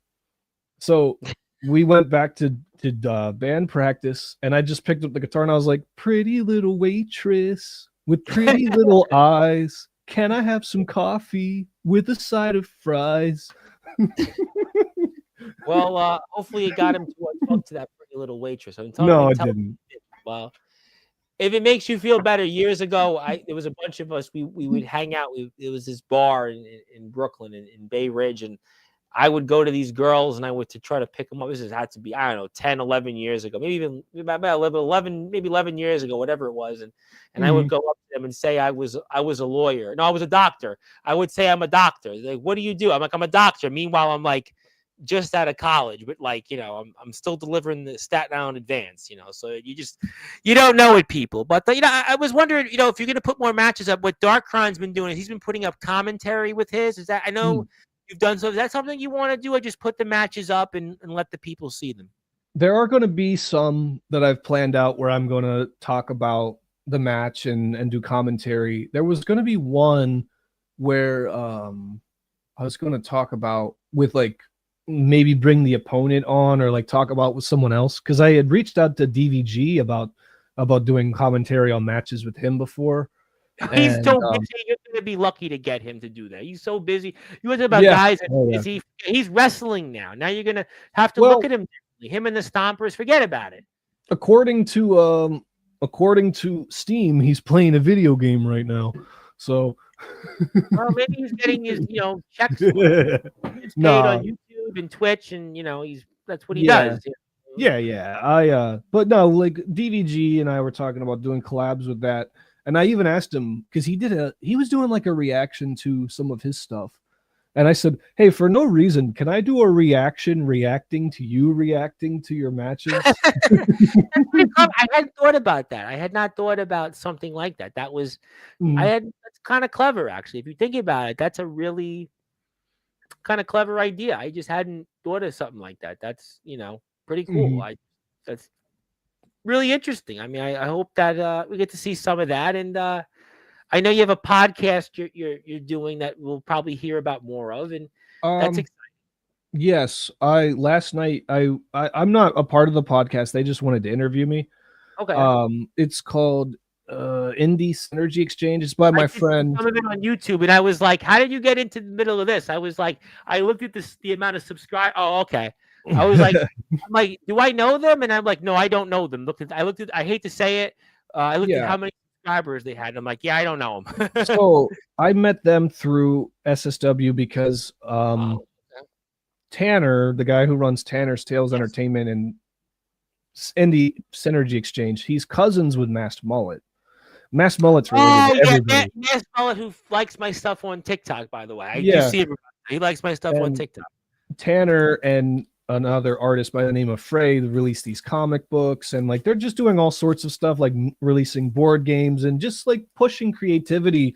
And Tanner reached out to me and he said, hey man, I would love for you to come on and talk about your projects, but I also want you to come on and talk about your wrestling career. And I was like, yeah, but I'm talking about my wrestling career Tuesday, so I'll give you more of the other side. You could have talked about it. I mean, you could have, I mentioned a few things.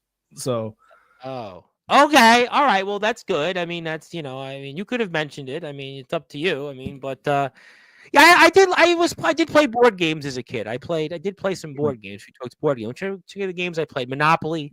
I had NFL Monopoly. I still have my NFL Monopoly. I have the NFL Monopoly. That was fun. I had, what else did I play as board? Connect 4. You play Connect 4? Remember? Yeah, I played that. I played Candyland like as a little kid. I played Candyland. I mean, I don't know if is Candyland still a thing for the chat? Do people still play Candyland? I don't know what. I still play Candyland. Well, you're cool. I played it like years ago. Yeah, I did play some board game. Monopoly was fun. I played Monopoly. I loved NFL Monopoly, and Daniel says pop culture in wrestling is growing. Mhm. It's why I'm called the cosplay kid. Yep, absolutely. Let me That's- give, you know what? that's right. I'm going to be generous before I talk about the last topic. I'm going to plug Synergy Exchange, Indie Synergy Exchange. I'm going to plug their YouTube channel. I think I have it here somewhere. I'm going to plug it. Yeah, is it Indie Synergy Exchange? If I have it in front of me, I'll plug it. I will plug it. I don't know if I have it, but I'll figure it out, and I'll give anyway. Go out and check it out. It's on Van's Facebook page. Check it out. The interview will be out real soon. I can assure you, you'll definitely want to check it out. He'll talk about a number of different things, and we're excited. And he'll tell you when it's available, and I'll watch it, and I'm sure I'll love it more than this interview. But No. all right, so, well, you never know. I mean- I might listen. I try to support everybody. I try to give everybody the time. But I think I do have Indie Synergy Exchange actually on my other page. So I'm going to pull it up in a minute. Then we'll talk about the topic that I'm kind of curious about, and your future and where we go, but we'll figure it out. But yeah, I don't have it yet, so we'll go to it later. But Yeah. I guess then I'll bring it up here since we're getting ready to close the show in the next 15 or 20 minutes. You've talked about you might be done.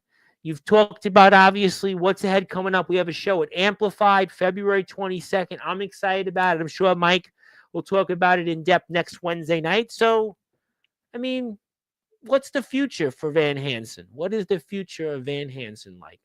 So when someone says they're done in wrestling, unless they physically can't go anymore, they're not done.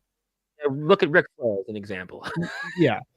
I will say I had to take a hiatus for many different reasons. One of them I'll share is I lost my full coverage life insurance and health insurance. Oh, wow. Wow. I'm sorry to hear that. That's really sorry, man. I'm getting it back. It's just okay. I'm so sorry to hear that, though. My policy ran out. It was a whole big thing. Like, I knew it was coming because it was like it was supposed to run out, and then it's like, okay, cool, and now I got to get in the process because I'm not going to wrestle without that. And a few other things, I'm like, I could take a break and all that, and I don't know when I'll come back, and if I will. I was giving myself time to heal up and do other things and pursue other projects, but wrestling is still like my life. I will say there has to be a reason for me to come back.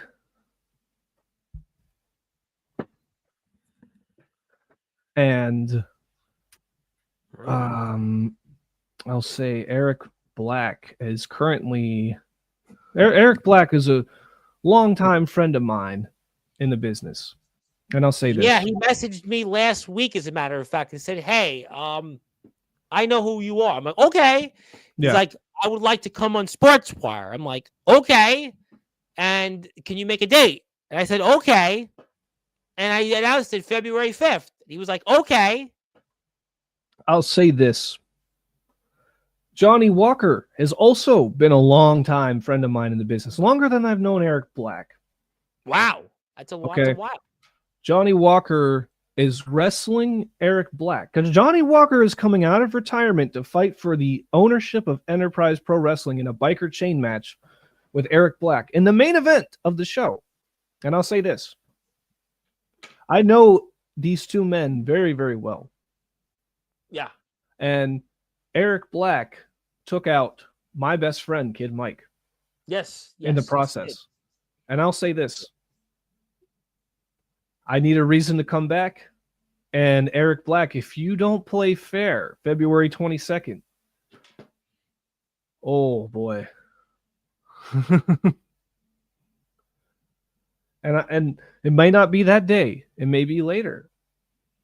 But the reason to come back would be to fight for the right to party. No, to fight for the right of Enterprise Pro Wrestling. The right to fight. If Enterprise Pro Wrestling falls in the hands of Eric Black, what? I'm going to tell you now, all hell is going to break loose from Amplified side. Amplified side. And who is leading the charge of that? And I will also say this. there's a few things I need to come back and do anyway. And one of them involves getting rid of a longtime friend of mine. Getting rid of a friend, a longtime friend of yours. I will say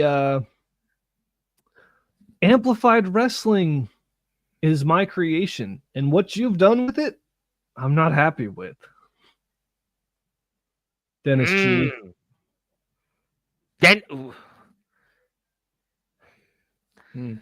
This is why this show is called Rising Devastation. Rising Devastation, but the tension has been building for a long time. And like I said, it might not be that show. It may be behind the scenes. I might clock Dennis G next time I see him at Walmart. Oh my goodness! I hope I don't see you in Walmart. But you might want to clock me. I'll say in terms of other places, right now, like I usually have the whole year booked up by now. I'm usually like, yeah, DBW gives me a call, or SSW, or IWL, doesn't matter. I don't care. The fact is,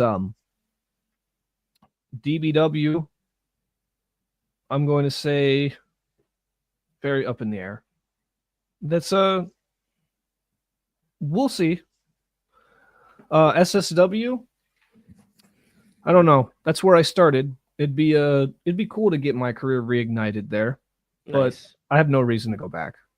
But I'm still supporting of them, and I love them all. But I done everything I ever needed to do there. Okay, understood. But I respect that.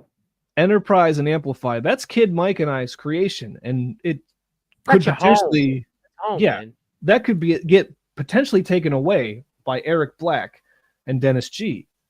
Now, I love both those guys respectively, inside and out of the business, but to quote Megadeth, I'm going to know this. Go ahead. Killing is my business, and business is good.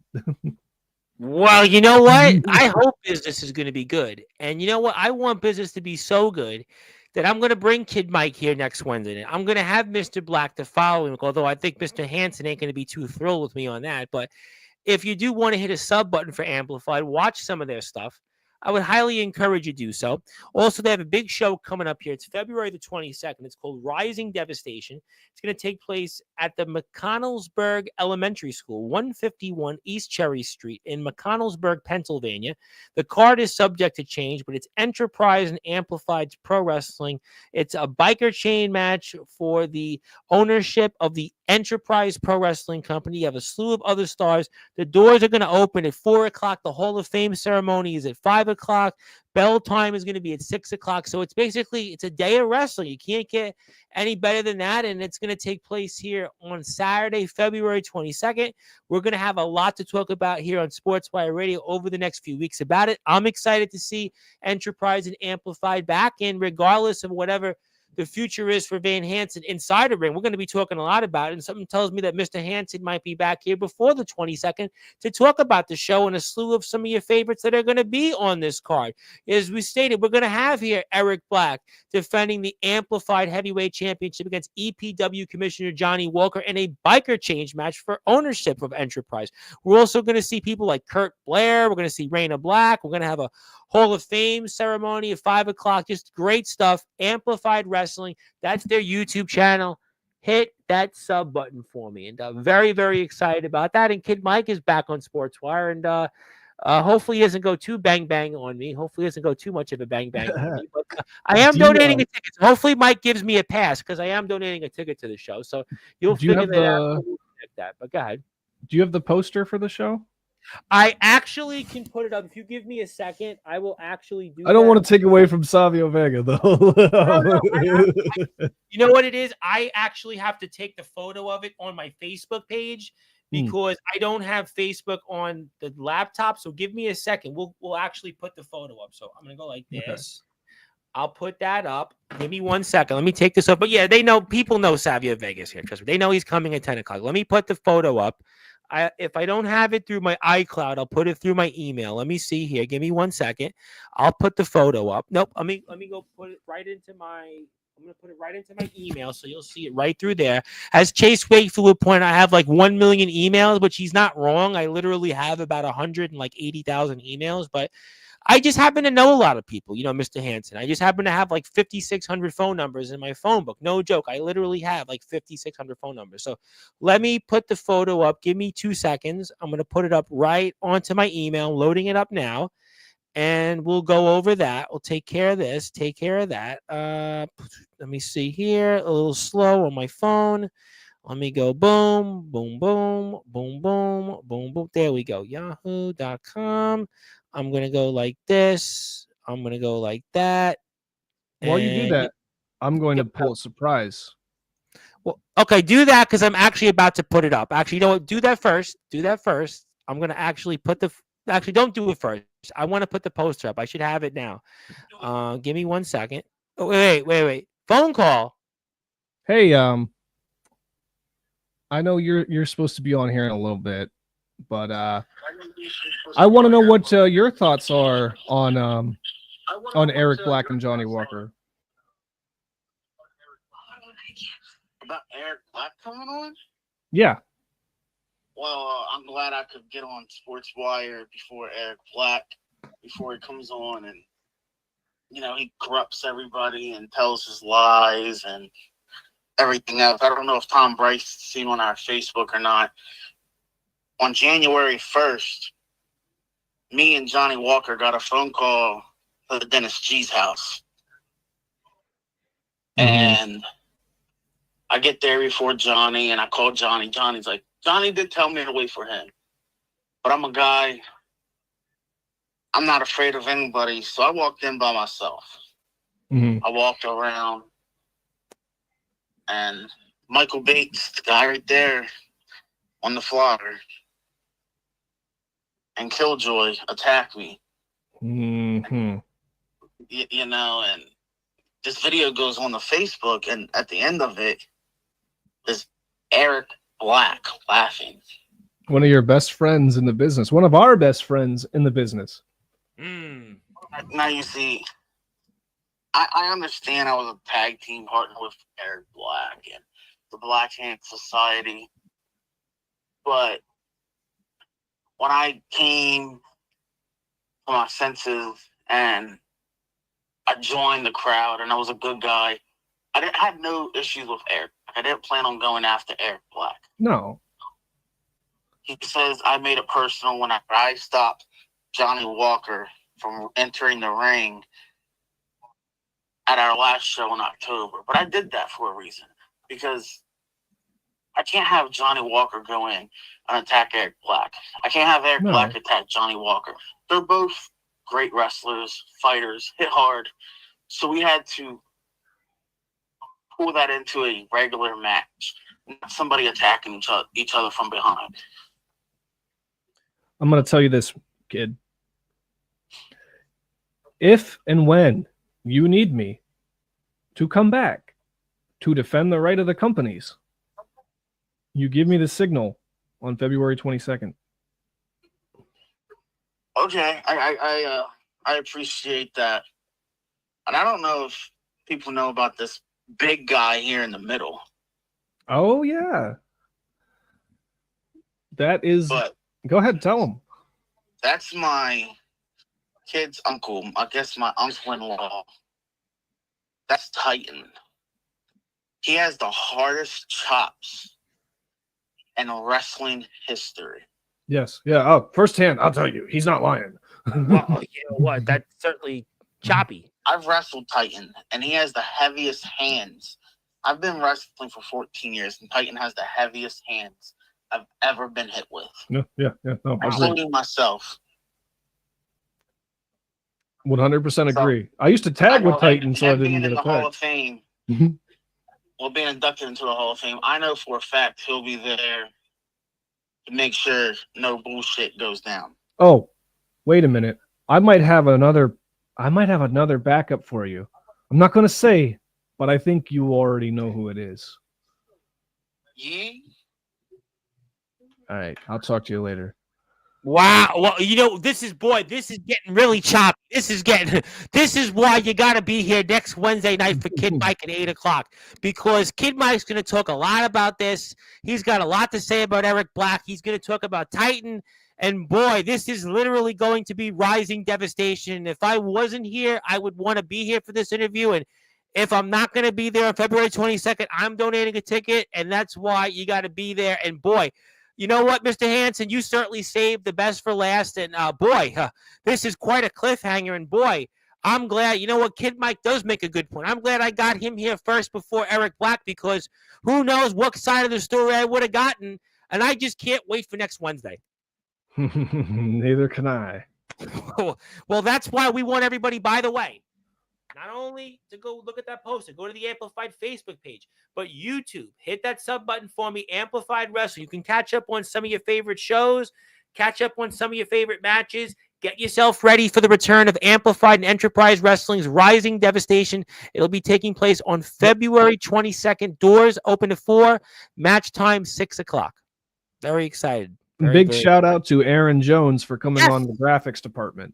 Oh, he's actually one of the best, by the way. I noticed. Oh, yeah. Oh, I know. He's really good at that, by the way. He's really good. Good. I love his work in ring and out. So I love Aaron Jones, by the way. Mm-hmm. He's the real boss, man, and he's a really boss. He's a big boss. He's a big boss, and he does a great job. And before we sign off, yeah, go ahead. I'll tell you this really quick about Aaron Jones, because I have mad respect for that man. I do. I've had him on here before. Whenever I was doing the match Sean Phoenix versus Mr. Judgment, and Sean got hurt and couldn't make it, Aaron Jones called me and said, I will drive all the way from North Carolina to Pennsylvania if you let me wrestle in that match, and you don't have to pay me. Yeah, I remember he said something about going 5 hours and just did it on a last minute. That was probably the match he was talking about. Well, I am forever thankful to Aaron Jones for that. He's a good man. He's a good man, and I think we connected on something recently. I forget. It was Rad Dad or something. I think I gave him Rad Dad's info. Boys, oops. But no, I think he was happy about that. But you know what? I'm excited that you came back, and I think I'm going to see you even before the 22nd, because something tells me here this card is going to be really full of rising devastation. And is there anything else you want to share before we sign off tonight? Anything else that you want to get off your chest that I missed, or you just want to say to the audience? I think we covered a lot of it. I will say, like I said, the question's been going around. Am I going to return to the ring? And I'm just going to clarify now. Only if Mike needs me. Well, he's here next Wednesday. You want me to ask him again? You want me to talk to him about you? I mean, I'd be only fair, right? Should I bring you up next Wednesday? Yeah, for sure. You sure? If you okay with Mike, that? Yeah, if Mike goes out there, he's going to, he runs Enterprise, but he has Johnny as his commissioner. If Johnny and Eric and it all hell breaks loose, and Mike says, "Get out there." Oh, man, you're not going to see the corrupted Van Hansen. You're not going to see the whatever version of me that you have seen in the past.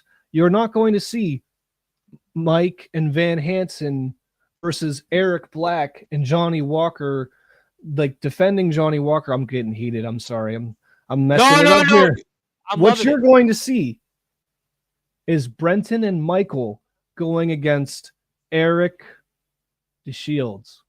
Oh, you know what? I don't even want to ask people on those names. I don't know anything about those names. The only thing I do know coming up is that Kid Mike is back next Wednesday night, 8:00 Eastern time. And we're going to talk a lot about this. And Mr. Black is going to certainly get some, let's say, warning shots of and maybe the rising devastation that's going to face him.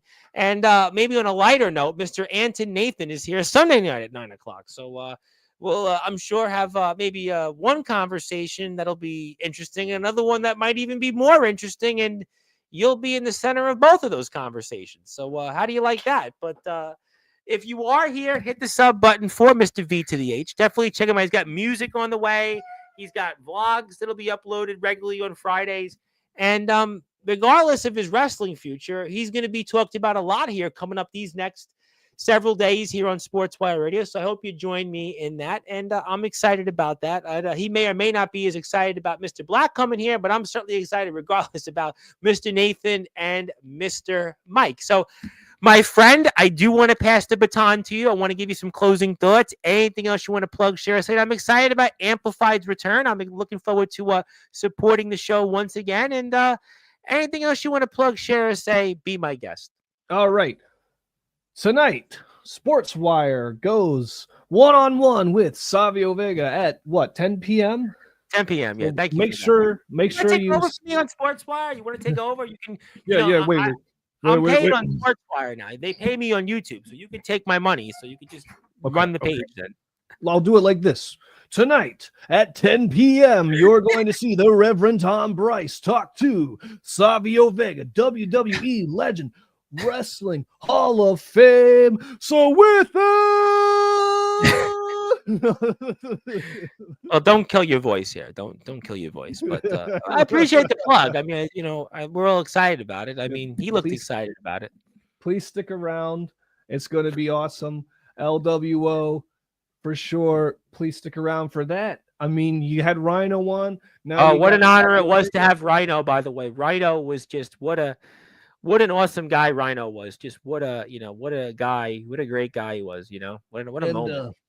If you need some help getting some other people, I'll hit you up. Yeah, well, my door's open. I mean, I mean, we'll talk about it off the air. I mean, you want me to talk to somebody in Amplified? Yeah, I mean, you got me here. You got my ear. I mean, like WWE alumni. Oh well, you know what? I shouldn't say this, but I'm going to say it. Actually, you're going to laugh, but I'm going to say it because I know he's not coming on now. My mother, turns out, was friends with somebody that was very good friends with Kevin Kelly. And I actually spoke to Kevin Kelly yesterday, but he was like, I can't come on Sportswire. I'm in a lawsuit with AEW, but I know who you are. I'm like, okay, good enough. Don't worry about it. Turns out, my work in the community, actually somebody was like, would you like to do something? I'm like, yeah, all right. So, as I sent, I have a LinkedIn. I sent all my politicians, my articles they did on me. So I'm like, all right, that'll work. And he responded like 2 minutes later, Kevin Kelly, but he's not coming on yet. He's in a legal lawsuit. But yeah, all right, we'll talk about it off the air. But yeah, my resume is pretty good. I think I might qualify. But qualify to support Amplified Wrestling. I'm buying a ticket next month. You should too. I can't wait for Kid Mike's return to Sportswire. I'll say no comment on Eric Black, but I will say I'm excited about Anton. I think Anton Nathan's going to be one of the more exciting interviews I'm going to do because I really like him. I got to be honest. I'm really pumped up about this one. This one, I got a good feeling about this guy. Not quite a good feeling as you. Actually, it'll be just as good a feeling, but I'm excited. I really am excited, and I'm excited to have you back. I will see you here before the 22nd as well. We'll run down the card, talk about a few things other than that, and we'll honor the show. I'll give you a certificate that day for the show, and I can't wait to see you back here next month. Yeah, absolutely. I can't wait. I'm looking forward to it. And my name is the Reverend Tom Bryce, your voice figuratively and literally where all wrestling matters. We were joined here by Mr. V to the H. Get his shirt, by the way, T Public Store. Hit a sub button for him on YouTube. Check him out on Instagram, Facebook. And we got a lot to talk about related to Van Hanson. Sunday night, 9 o'clock, Anton Nathan. Wednesday next week, 8 o'clock Eastern time, Kid Mike and some guy, Eric Black, the week after. But I won't talk much about him because I don't think Van Hanson wants me to talk much about him. But thank you, everybody, here for tuning in. If you're here, come back in like 35 minutes. Some guy, Savio Vega, will be here. And thank you so much for your support. I can't wait. Yes.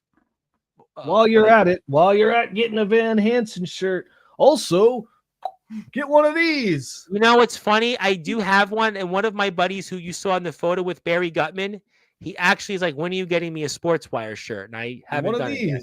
Well, that one's get that one. Don't worry about me. Take care of Amplified. Take care of Amplified Wrestling. Take care of Van Hanson. And hit a sub button to his YouTube channel. And thank you, everybody, for tuning in. I'll see you in 34 minutes. And I'll be here also here at 10 o'clock Eastern time with Savio Vega. Yes, they don't need to buy your shirts. My merchandise, I don't need the money, though. Buy this. Don't buy it. Buy his shirt because my bank account says I don't need the change. So does mine. Don't buy this. Buy this. No. Thank you, everybody. Good morning, good afternoon, good evening, wherever you are. On the number one.